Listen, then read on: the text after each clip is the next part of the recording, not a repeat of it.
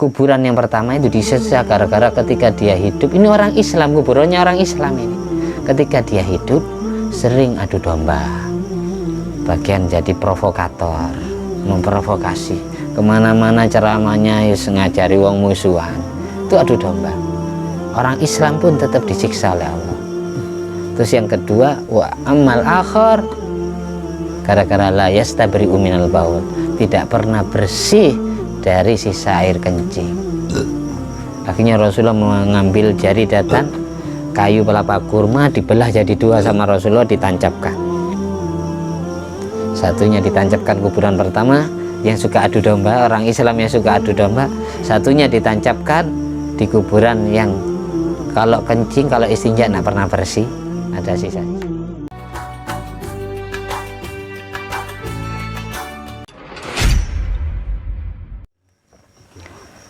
Assalamualaikum warahmatullahi wabarakatuh.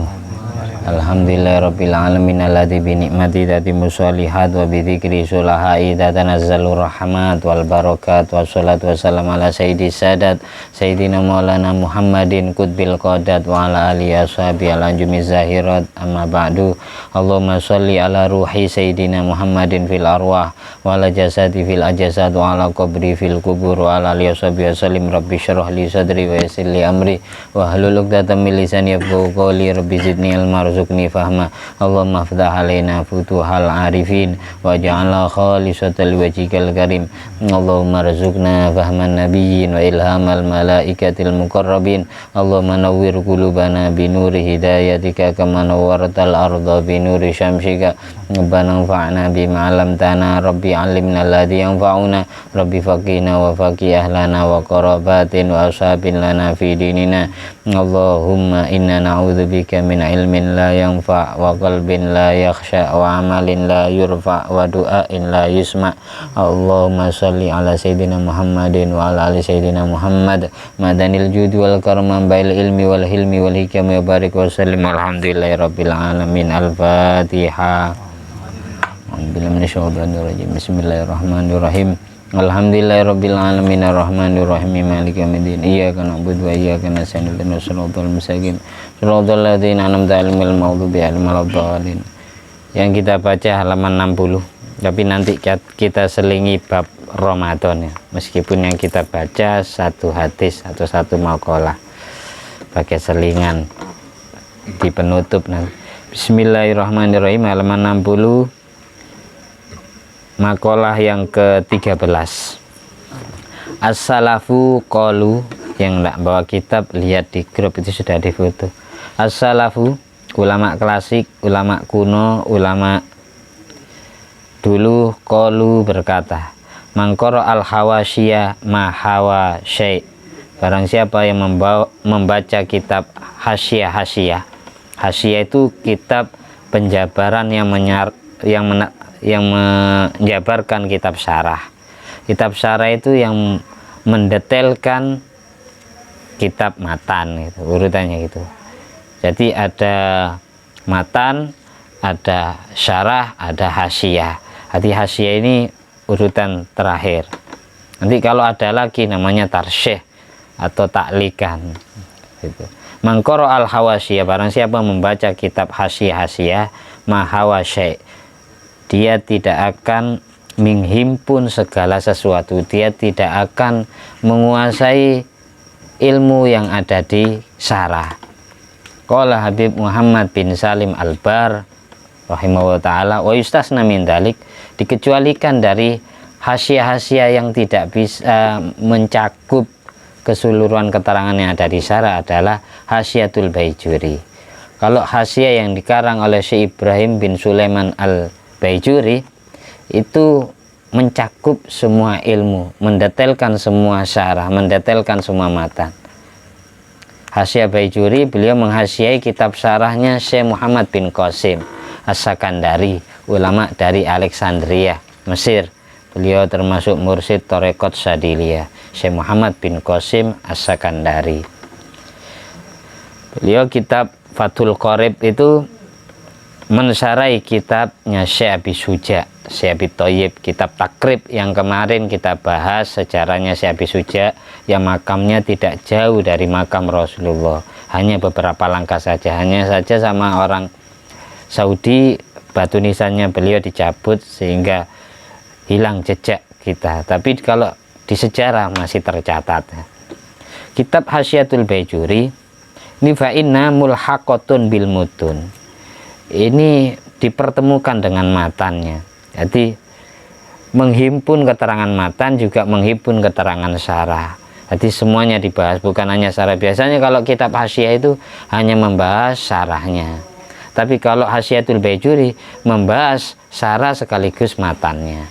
Matannya yang ngarang Syekh Abi Suja, syarahnya yang ngarang Syekh Muhammad bin Qasim As-Sakandari.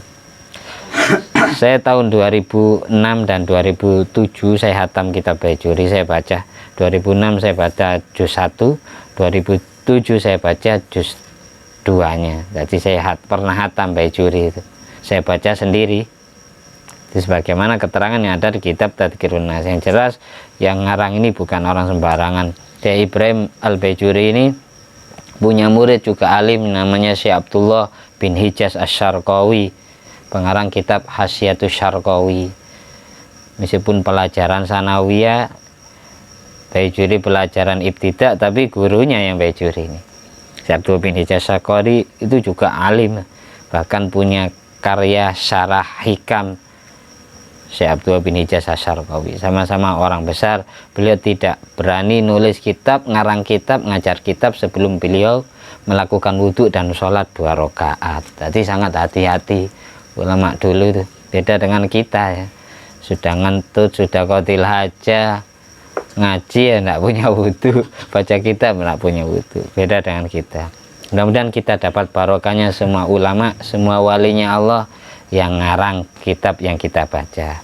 Terakhir makalah yang ke-14, Ru'ya fil Manam Abu Ishaq Asy-Syairazi. Ini sama, beliau tidak ngarang kitab, tidak nulis kitab sebelum beliau wudhu dan sholat 2 rakaat. Dimimpikan Syekh Abu Ishaq Asy-Syairazi oleh sebagian santri-santri beliau ba'da mauti, setelah Syekh Abu Ishaq Asy-Syairazi meninggal dunia.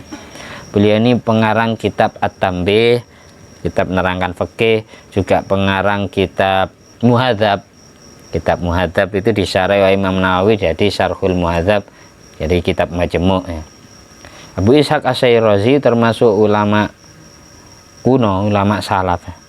Beliau setelah meninggal dunia ada sebagian santrinya yang mimpi bertemu beliau. Dalam mimpinya beliau ditanyai oleh santri, faqila lahu ma fa'alallahu bika ya Syekh, apa yang Allah lakukan kepadamu wahai guruku? Qala Syekh Abu Ishaq Asy-Syairazi dalam mimpi menjawab, ghafaroli, Allah telah mengampuni dosaku, biqauli, sebab ucapanku di dalam kitab Tanbih, di dalam bab istinja yang menerangkan cewok atau cebok, menerangkan istinja litubur, ketika istinja dubur itu anus ya, ketika habis berak terus istinja. Aku dalam bab istinja untuk dubur itu saya mengatakan gini dalam kitab Tanbih, gara-gara inilah Allah mengampuni dosaku, katanya Syekh Abu Ishaq Asy-Syairazi. Apa ucapan beliau di dalam kitab At-Tanbih? 1 juz ini, kalau Muhadzab kan 2 juz. Saya punya kitabnya. Falyarfa batna usbu'ihi, orang yang istinja, mustanji, orang yang cebok, ketika habis berak usahakan mengangkat perutnya, jari-jari al-wusta yang tengah, yang jelas jari tangan kiri, itu yang dibuat nyetok, nyolek ya, nyolek anus, katanya beliau. Liyang fudo ma'ati faddubur, agar lempit-lempitan anus terbuka dengan dicolek pakai, karena ada urat saraf mulai dari anus ya sampai kelamin itu ada urat saraf. Orang habis kencing itunya dipencet ya, itu nanti bisa keluar sisa-sisa air kencing atau sisa-sisa kotoran tai yang lengket di daerah sekitar itu yang tidak bisa keluar. Itu kalau jari tengah ini dicolekkan gini, keluar gampang. Dipakai jari-jari tengah. Gara-gara ucapan beliau itu kemudian Allah mengampuni dosa-dosa beliau. Kisah ini disebut dalam kitab Syarhud Durril Mandum halaman 545. Bahkan si Abu Ishaq As-Syairazi pun setelah ngarang kitab Muhadzab itu, setelah khatam, lalu malam harinya langsung mimpi ketemu Rasulullah SAW. Dalam mimpi Abu Ishaq mengatakan kepada Rasulullah, Assalamualaikum ya Syekh. Waalaikumsalam. Waalaikumsalam ya Rasulullah. Inni allaftu kitaban fi syariatika. Aku sudah ngarang kitab yang menerangkan tentang syariatmu ya Rasulullah. Akhirnya Rasulullah jawab, Iqra' huli, bacakan kitab karyamu padaku. Akhirnya faqara'ahu min awali ila akhirih. Beliau bacakan awal kitab Muhadzab juz 1 sampai akhir kitab Muhadzab juz 2. Awal sampai akhir. Setelah dibaca tuntas, Rasulullah menjawab ini, hadhihi syariati, inilah syariatku. Bukan orang sembarangan Abu Ishaq As-Syairazi. Sampai Kanjeng Nabi yang memantau langsung karya tulisnya. Beda dengan jurnalis zaman sekarang ya. Semuanya serba dikomersialkan, ngarang novel, jadi novelis, puisi, jadi puisi, tukang buat puisi, prosa saja ya, buat apa lagi, pantun ya, diuangkan kayak zaman itu Abu Nuwas atau zaman era Rasulullah baru diutus di Mekah. Kenapa Al-Quran jadi mukjizat? Sementara Nabi Musa mukjizatnya tongkat kesaktian, Nabi Isa mukjizatnya ilmu kedokteran, pengobatan. Kok bukan Injilnya saja, bukan Tauratnya saja yang jadi mukjizat, sedang Rasulullah yang jadi mukjizat adalah Al-Quran. Kalau Nabi Musa Allah utus di masyarakat yang mendewakan Saharoh, tukang sihir yang waktu itu paling sakti adalah Fir'aun, akhirnya Allah beri mukjizat tongkat kesaktian untuk membelah lautan, untuk menandingi semua dukun sihir di zaman Fir'aun. Nabi Isa alaihissalam diutus untuk berdakwah kepada umat, kepada kaum yang di situ mendewakan ilmu pengobatan, ilmu kedokteran. Makanya mukjizatnya Nabi Isa sebagaimana di Al-Quran, yubri'ul akmaha wal abrasa wa yuhyil mauta biiznillah, bisa menyembuhkan penyakit buta sejak lahir. Waktu itu semua dokter tidak menemukan obat penyakit buta, dan bisa menyembuhkan penyakit baros semacam lepra ya, putih-putih kayak panu tapi bukan panu, dicubit tidak terasa sakit karena tidak ada darahnya. Itu bisa nular itu.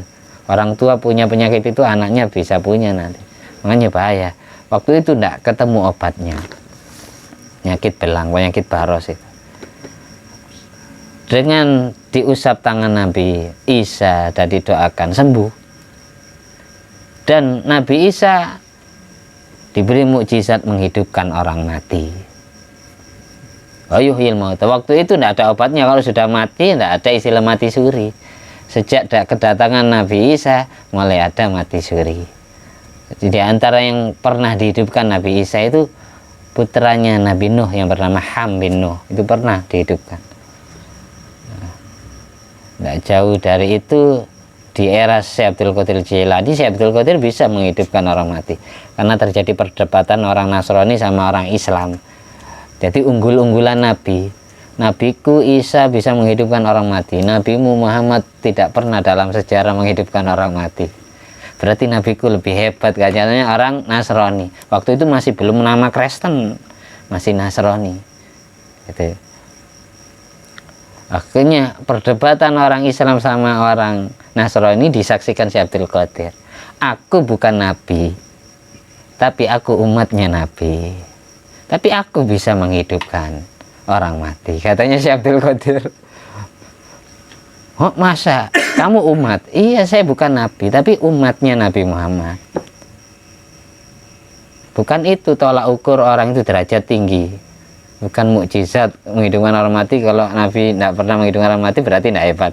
Saya umatnya ini bisa, berarti Nabi bisa, Nabi Muhammad. Nah akhirnya tidak percaya, ayo datang bareng-bareng ke kuburan. Akhirnya tunjuk pingin menghidupkan yang mana kamu? Hanya ditunjuk ini tolong hidupkan kuburan ini. Sebelum dihidupkan si Abdul Qadir bilang, hadzal mayyit mutaghannin. Mayit ini yang punya kuburan ini, dia di masa hidupnya penyanyi, seneng nyanyian. Oh gitu ya. Ayo, akhirnya biasanya nabimu kalau menghidupkan orang mati baca apa? Dia bilang, kumi biidznillah alladzi yuhyil mauta. Akhirnya ditiru sama si Abdul Qadir, kumi biidznillah alladzi yuhyil mauta. Akhirnya terbelah kuburan jadi dua, mayatnya bangkit, hidup nyanyian. Nyanyian. Kaget orang itu. Setelah itu takluk di tangan si Abdul Qadir, baru dia masuk Islam. Singkat cerita gitu. Ini saya kelas umat Mas ya. Berarti saya kelasnya sama kayak Nabi bisa menghidupkan orang mati. Saya masih umat Muhammad tapi bisa melakukan. Jadi bukan itu tolak ukur mukjizat. Karena mukjizat itu Allah berikan kepada para nabinya sesuai masyarakat yang didakwahi. Demikian pula karomah diberikan para wali oleh Allah sesuai masyarakat yang dihadapi. Jadi tidak ada yang sama. Kenapa Al-Quran jadi mukjizat? Karena Nabi diutus menghadapi masyarakat yang mendewakan ilmu sastra bahasa. Makanya di Al-Quran ada surat Asy-Syu'ara, para pujangga, para penyair. Di antara sahabat Nabi yang masuk Islam gara-gara baca Al-Quran itu Sayyidina Umar bin Khattab. Ini takjub dengan sastra bahasa Al-Quran. Bukan karena gelut perang itu, bukan Sayyidina Umar. Sayyidina Umar kalau gelut yang pasti menangnya. Sayyidina Umar gara-gara baca mushaf Al-Quran yang dibawa oleh adiknya Fatimah binti Khattab sama iparnya sahabat Sa'id bin Zaid radhiyallahu anhum. Dan setelah nembeling membanting Sa'id bin Zaid, kemudian adiknya ditempeling, ditampar, terus mushaf Quran yang disembunyikan, yang dipegang, digenggam itu berserakan. Apa itu? Jangan sentuh, kamu masih belum suci. Akhirnya diajari wudhu sama adiknya, dituntun kalimat syahadat, suruh mandi atas besar, baru diizini setelah ketepatan surat Toha yang dibaca sampai ayat ke-21. Baru setelah itu Sayyidina Umar menyatakan, mana Muhammad? Saya ingin ketemu dia. Waktu itu Rasulullah bersembunyi di rumah sahabat Arqam bin Al-Arqam, Darul Arqam. Dan yang ngajari Quran dua orang, adik sama ipar ini sembunyi di kamar. Namanya sahabat Khabbab bin Al-Arad radhiyallahu an. Mau ngapain? Ntar kamu bunuh Nabi kami, Rasul kami. Katanya Fatimah binti Khattab, adik kandung Sayyidina Umar. Enggak, saya ingin memilu ajarannya. Saya ingin masuk Islam. Saya ingin mengikuti dia. Saya berjanji kepadamu. Ini yang ngarang ini bukan manusia ini masih Tuhan. Nah, tidak ada satupun penyair selama saya hidup mengarang sastra bahasa Arab yang sangat indah seperti ini, kitab ini. Ini bukan manusia yang ngarang. Katanya Umar bin Al-Khattab. Akhirnya mendengar ucapan Sayyidina Umar, Khabbab bin Al-Arad keluar dari kamar. Ternyata ada kamu di sini. Iya, saya takut Umar. Tapi saya sangat bahagia. Kenapa? Saya pernah mendengar langsung ucapan Rasulullah, doa Nabi Muhammad SAW. Doa saya sendiri yang menyaksikan. Beliau doa gini, Allahumma a'izzal islama bi'ahadi umarain. Ya Allah, jayakan agama Islam dengan masuk Islamnya salah satu dua Umar. Yang pertama Amr bin Hisham yang terkenal dengan sebutan Abu Jahal. Yang kedua Umar bin Al-Khattab. Ternyata Allah milik kamu Umar. Nabi hanya minta salah satunya saja. Nabi Muhammad itu tidak serakah. Kalau seandainya minta dua-duanya masuk Islam, ya pasti dua-duanya. Cukup salah satunya saja. Karena dua orangnya disegani. Orang Mekah semuanya takut kedua orang. Allah milik Umar bin Khattab yang masuk Islam. Terus kita lanjut. Jadi gitu. Jadi bukan karena Nabi juga ada mukjizat pengobatan. Kayak dulu Sayyidina Ali pas waktunya mau perang ditanya sama Rasul, mana Ali kok tidak hadir? Sakit mata. Akhirnya Rasulullah wudhu, air wudhunya beliau itu diusapkan, diteteskan ke mata Sayyidina Ali, langsung sembuh. Bukan tidak pernah Rasulullah punya ilmu pengobatan, kedokteran. Nah, dulu Abu Lahab minta bulan dibelah jadi dua, Rasulullah doa terbelah jadi dua. Ini termasuk ilmu kesaktian, sesuai apa yang diminta. Dulu Abu Sufyan bin Harb ini setelah Rasulullah hijrah ke Madinah, Abu Sufyan bin Harb diutus oleh orang-orang Quraisy untuk nemui Nabi Muhammad. Bilang ke Muhammad, kalau memang dia Nabi beneran, tolong sumpahi orang Mekah, doakan orang Mekah, doakan nih, biar kami percaya kalau dia Nabi. Akhirnya Nabi doa, Allahumma a'inni alaihim bisab'in kasab'i Yusuf. Ya Allah, tolonglah aku untuk membuktikan kerasulanku kepada mereka orang Quraisy dengan krisis moneter 7 tahun di Mekah sebagaimana yang telah engkau berikan kepada kaumnya Nabi Yusuf alaihissalam. Allahumma a'inni alaihim bisab'in kasab'i Yusuf. Makanya di Al-Quran di surat Quraisy itu ada ayat Walyabudu rabba hadzal bait, sembahlah Tuhannya Ka'bah, alladzi at'amahum min ju', yang telah mengenyangkan perut karena kelaparan, wa amanu min khauf, yang mengamankan orang Quraisy Mekah karena ketakutan. Dulu orang Quraisy takut ke Raja Abraha yang ingin menghancurkan Ka'bah. Allah bikin aman Mekah, tidak jadi hancur Ka'bahnya. Lalu gara-gara doa Nabi Muhammad SAW ini, Mekah pernah 7 tahun tidak Allah hujani, sebagaimana umatnya Nabi Yusuf 7 tahun tidak Allah hujani. Makanya keluarga Nabi Yusuf semuanya butuh bahan sembako, datang ke Nabi Yusuf pada saat Nabi Yusuf jadi raja. Sebagaimana takwil mimpinya, ini ra'aitu ahada asyara kaukaba wa syamsa wal qamar ra'aitum li sajidin. 11 bintang, 11 saudaranya, matahari dan rembulan bersujud kepada Nabi Yusuf dalam mimpinya. Yang dimaksud keluarganya Nabi Yusuf suatu saat akan butuh bantuan Nabi Yusuf, minta bahan pangan karena kelaparan. Itu 7 tahun krisis moneter, 7 tahun tidak hujan secara tidak langsung, berarti semua petani gagal panen.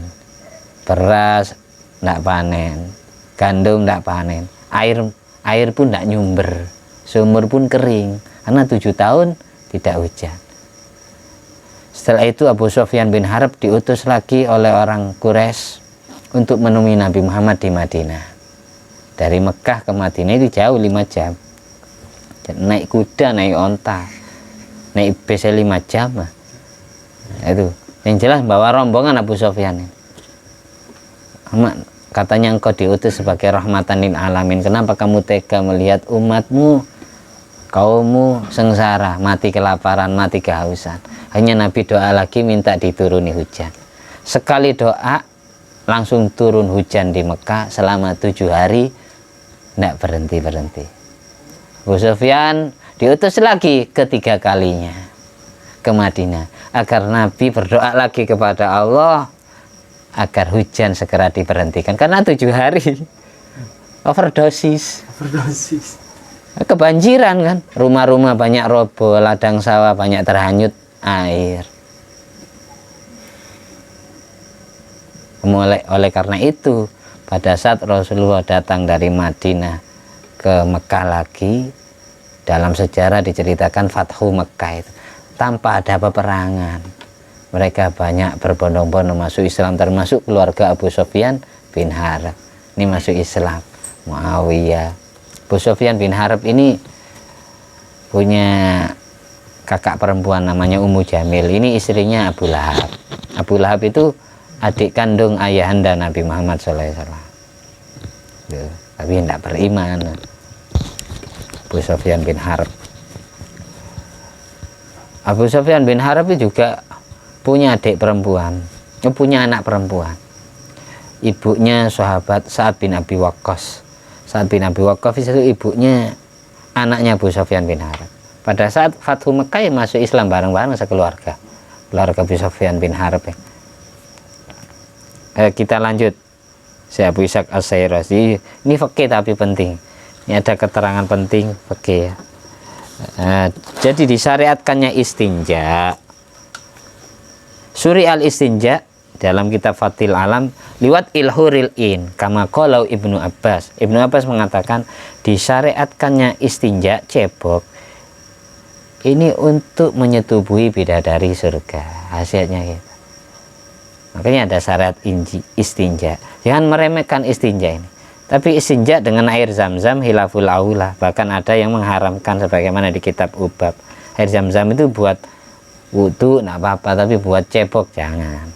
Ulama hilaf. Jadi al-istinja wajibun fi haqqi ghairil anbiya. Istinja itu diwajibkan bagi selain nabi. Wa amma fi haqqim, kalau para nabi fala yajibu, tidak wajib hukum. Li'anna fadhalati tahiratun, karena kotoran para nabi, air kencingnya itu dianggap suci. Dianggap suci. Makanya dulu ada pembantu Rasulullah namanya Birkah Al-Habasyiyah, minum air kencing Rasulullah. Rasulullah ya diem. Kan Rasulullah kalau malam hari itu menyediakan botol untuk pipisnya. Jadi pagi-pagi dicari sama Rasulullah, kok enggak ada botol, ternyata sudah diminum sama pembantu perempuannya. Namanya sahabat Birkah Al-Habasyiyah. Rasulullah diam. Mana saya minum Rasulullah. Tapi Rasulullah diam. Hendak menajiskan, kamu harus memuntahkan air kecil. Itu Madzhab Syafi'i mengatakan kotorannya para nabi, bukan hanya air kencingnya saja, itu dianggap suci. Anggap suci. Kan yang pernah minum darah Rasulullah sahabat Abu Thaibah, sahabat Tolha, sahabat Abdullah bin Abbas juga pernah minum darah Rasulullah. Kalau Khalid bin Walid tidak pernah minum, hanya saja buat sikap azimat rambutnya Rasulullah. Ruziktu bin Nasr, aku selalu diberi rizki kemenangan ketika perang. Sejak aku kalau perang bawa rambut Rasulullah. Rasulullah dulu ketika umroh tahallul itu sahabat itu berebut nunggu rambutnya. Waktu itu yang dahului sahabat yang lain itu sahabat Khalid bin Walid. Mulai sejak itu disimpan rambutnya. Makanya banyak kan di musim-musim rambut Rasulullah. Karena Kanjeng Nabi itu kalau tahallul kan pasti potong rambut. Umrah haji. Itu disimpan oleh sahabatnya, dibuat jimat. Itu sebagai bukti kalau kita boleh tabarruk bi asari sholihin, ngalap barokah dengan peninggalan orang soleh. Itu hanya rambutnya, apalagi dapat orangnya kan ya. Seperti itu. Khalid bin Walid kalau perang bawa sikapnya, azimatnya itu rambut Rasulullah. Makanya selalu menang. Kita lanjut. Masih bab istinja, karena sangat penting. Tadi dikatakan juga yusanul istibra minal baul, di kitab Bujairami al-Khatib disunatkan istibra minal baul. Kan bab istibra. Istibra itu membersihkan sisa-sisa kencing. Ini hukumnya sunat. Qala ar-Ramli wa kada minal ghaid. Begitu juga istibra membersihkan sisa-sisa kotoran tai ya.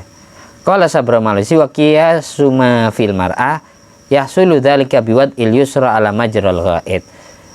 Sama seperti laki-laki adalah kaum perempuan. Cara istibronya membersihkan kotoran dari sisa-sisa habis berak itu jangan langsung diistinjai, dicewoki, diceboki, dibersihkan dulu, dituntaskan dulu sisa-sisanya, karena takut ketika sholat ada yang keluar. Qiyasuma fil mar'ah yahsulu dzalika biwad il yusra. Kalau perempuan yang istibro caranya gimana? Hanya cukup meletakkan tangan kiri ala majrul ghaid, di tempat keluarnya berak. Wa tahammalu alaihi, dan ditekan sedikit anusnya, yakhruja ma fihi minal fadhalat ingkanat, biar yang kotoran yang tersisa ini keluar semua. Tuh, bicara al-hadid. Kalau laki-laki gimana? Kaifiyatul istibra, untuk laki-laki caranya membersihkan dari sisa-sisa kotoran atau kencing bin natri, dengan cara natri. Natri itu ngurut Caranya ngurut itu gimana? Ayam sahabi yusrohu min duburi ila ra'si dzakari.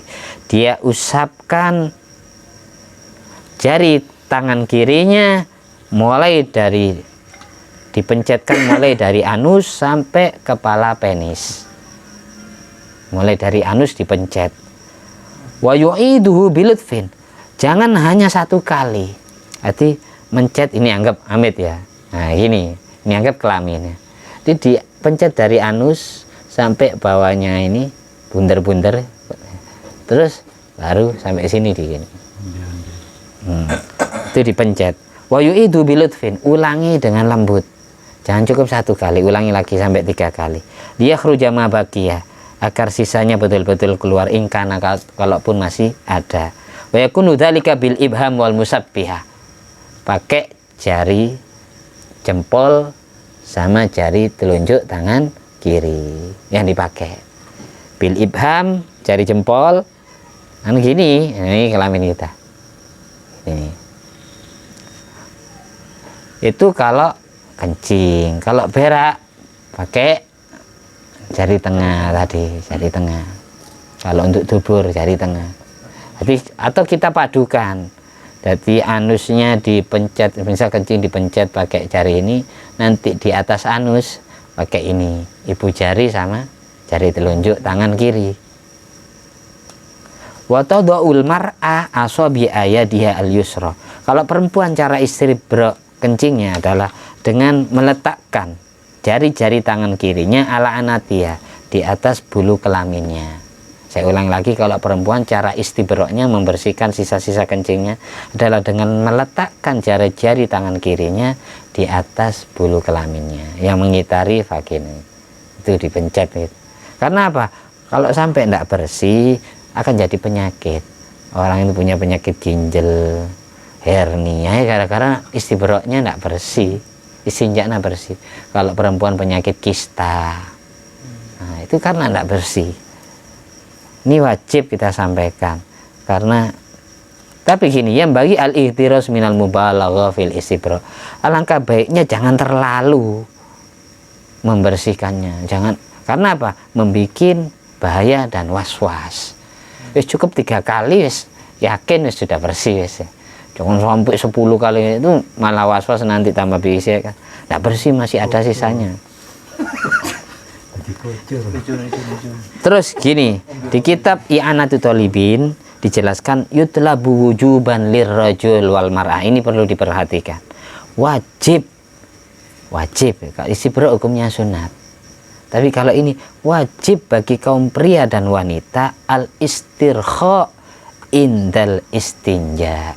Wajib ngende, wajib jongkok, merendahkan pantat.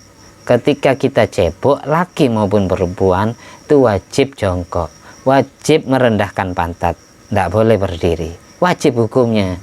Orang cewek itu beda dengan kencing-kencing di apa itu stasiun, di rest area, terminal, di pasar, kencingnya berdiri, ceweknya pun berdiri kan ya.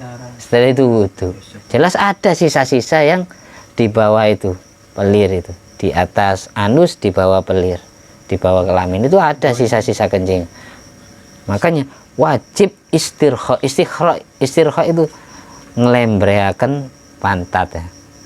Jadi ngende, bahasa kita gampangnya jongkok. Wajib jongkok ketika istinja. Tujuannya apa? Li alla yabqa asarun najasah, biar tidak tersisa bekasnya najis fi tadha'ifi halqatid dubur, di dalam lipatan-lipatan bundaran anus, wa kadza atharul baul fi tadha'ifi batini syufrain. Begitu juga sisa-sisa kencing di lipatan-lipatan dalamnya kelamin.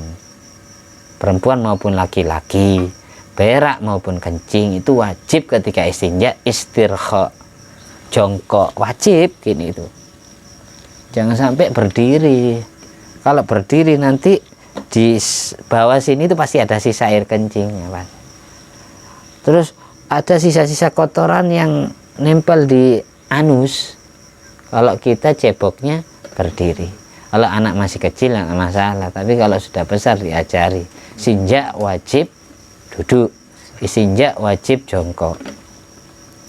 Ini pekerjaan kita setiap hari, kita harus tahu hukumnya. Yusanul istinja bil yasar, sunat cebok itu pakai tangan kiri, jangan pakai tangan kanan. Wa yukrahu bil yamin, makruh hukumnya pakai tangan kanan. Bahkan ada yang mengatakan wakila yahrumu, haram istinja pakai tangan kanan. Linahyi anhu, karena ada larangan langsung dari Nabi Muhammad SAW.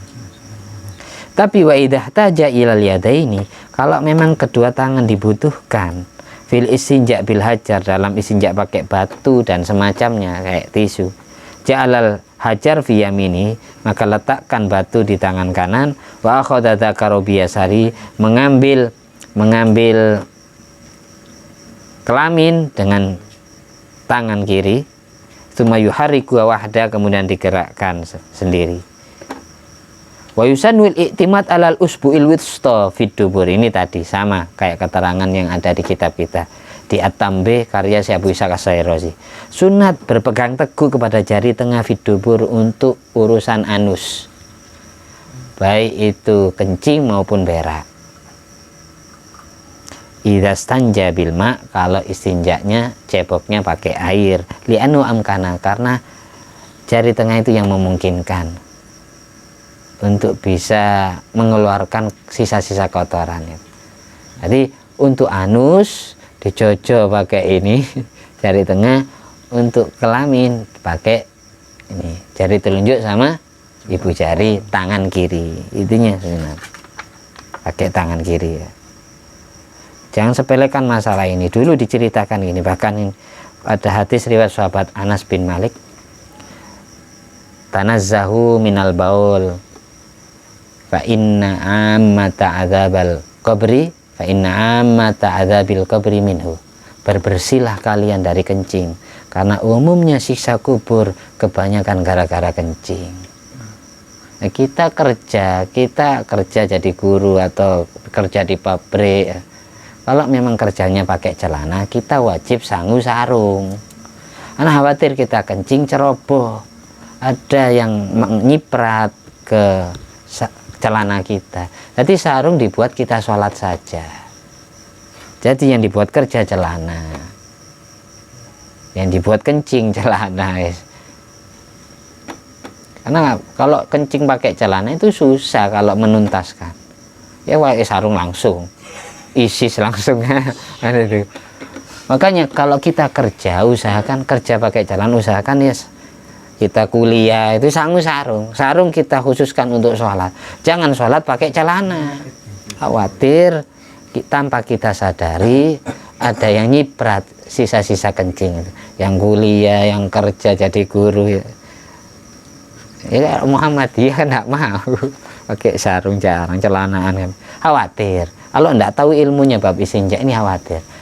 Karena Nabi berpesan dalam hadis sahih riwayat sahabat Anas, tanazzahu minal baul fa inna ammata adzabil qabri minhu, berbersihlah kalian dari sisa air kencing, karena kebanyakan siksa kubur itu gara-gara kencing. Bahkan di sini disebutkan di dalam kitab taklikan kitab Fathul Alam, di hadis kumpulan Bulul Maram Syekh Ibnu Hajar Al-Asqalani juga ada, karena Rasulullah SAW marra bi qabraini, pernah suatu saat Nabi lewat ketemu dua kuburan. Wajadahuma yasta'ilani naron, beliau menemukan keduanya membara api siksa kubur. Fa akhbaro, lalu Nabi memberitahu bi anna ahaduma la yastabri'u minal baul, salah satu dari kuburan yang disiksa oleh Allah itu gara-gara tidak pernah istibra, bebersih dari sisa-sisa kencing. Jadi ini kalau ini tidak disebutkan apa ini ya di catatan kaki ini. Ini Sahih Bukhari Muslim, ini riwayat sahabat Abdullah bin Abbas. Kalau yang tadi itu riwayat sahabat Anas bin Malik. Sahabat Abdullah bin Abbas meriwayatkan gitu, marra Rasulullah SAW bi qabraini. Lalu waqala, Rasulullah mengatakan, innahuma la yu'adzabani wa ma yu'adzabani fi kabir. Sesungguhnya dua kuburan itu sedang disiksa oleh Allah, tapi mereka tidak disiksa gara-gara dosa besar, tapi mereka disiksa oleh gara-gara dosa kecil, katanya Rasulullah. amma ahaduhuma bin namimah. Kuburan yang pertama itu disiksa gara-gara ketika dia hidup, ini orang Islam, kuburannya orang Islam ini, ketika dia hidup sering adu domba, bagian jadi provokator, memprovokasi kemana-mana ceramahnya, ngajari wong musuhan, itu adu domba. Orang Islam pun tetap disiksa oleh Allah. Terus yang kedua, wa amal akhir, gara-gara la yastabri'u minal baul, tidak pernah bersih dari sisa air kencing. Akhirnya Rasulullah mengambil jaridatan, kayu pelapa kurma dibelah jadi dua sama Rasulullah, ditancapkan. Satunya ditancapkan kuburan pertama yang suka adu domba, orang Islam yang suka adu domba. Satunya ditancapkan di kuburan yang kalau kencing, kalau istinja tidak pernah bersih, ada sisa-sisa. Terus sahabat nanya, kenapa Rasulullah kok jangan nyantatkan kayu? La'allallah yukhaffifu adzabahuma, barangkali Allah meringankan siksa kuburnya.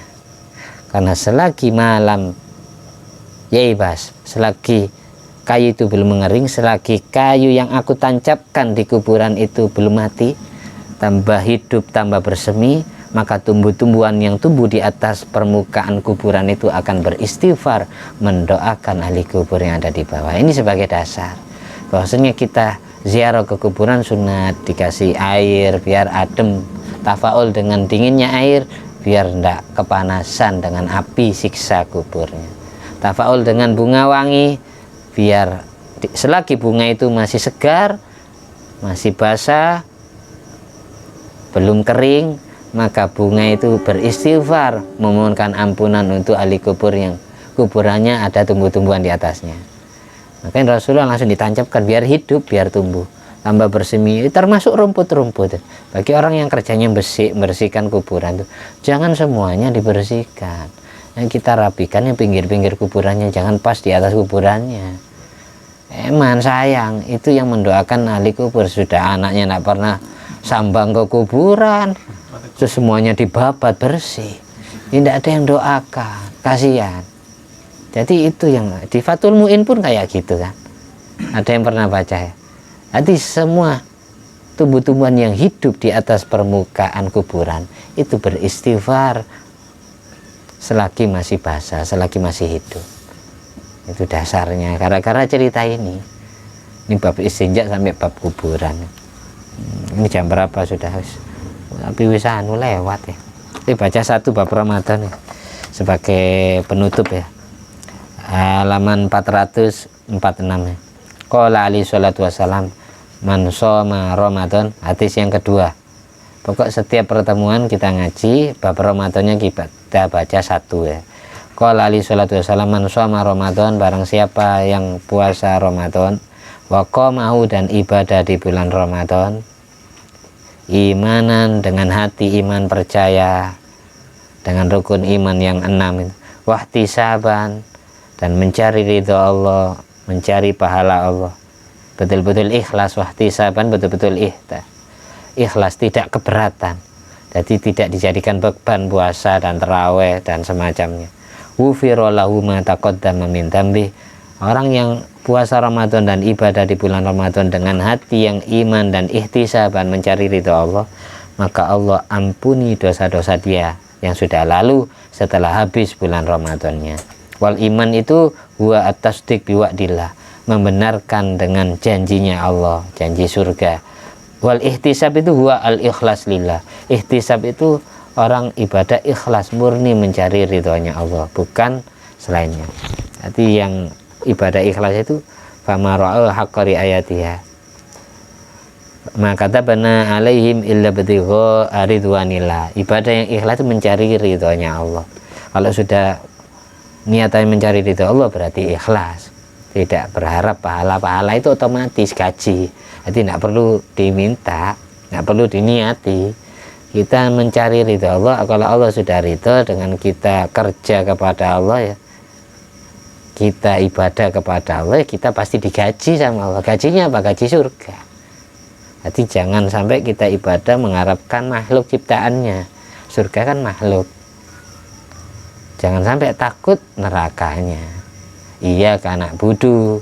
Kita itu ibadah betul-betul nak budu kepada Allah, bukan karena selain Allah. Setelah kita ibadah baru iya karena nasta'in, kita berdoa. Jadi jadikan semua hajatmu, semua kebutuhan hidupmu, semua cita-citamu tentang dunia, agama, akhiratmu, jadikan doa setelah kamu ibadah. Jangan kau jadikan niatan ibadahmu. Kalau ibadah tetap iya karena budu, baru setelah ibadah wa iya karena nasta'in. Itu kesimpulannya. Mudah-mudahan bermanfaat. Amin. Al-Fatihah. Bismillahirrahmanirrahim. Alhamdulillahirabbil alamin arrahmanir rahim maliki yaumiddin. Iyyaka na'budu wa iyyaka nasta'in ihdinas siratal ladzina an'amta 'alaihim ghairil maghdubi 'alaihim waladdallin. Amin. Alhamdulillah alladzi at'amani hadzal ilma wa razaqani min ghairi haulin minni wala quwwatin. Allahumma shalli 'ala sayyidina Muhammad wa 'ala sayyidina Muhammad bi fadli subhana rabbika rabbil izzati amma yasifun wa salamun 'alal mursalin walhamdulillahi rabbil alamin. Fadli subhanakallahumma wa bihamdika asyhadu an la ilaha illa anta astaghfiruka wa atubu ilaik. Wassalamualaikum warahmatullahi wabarakatuh.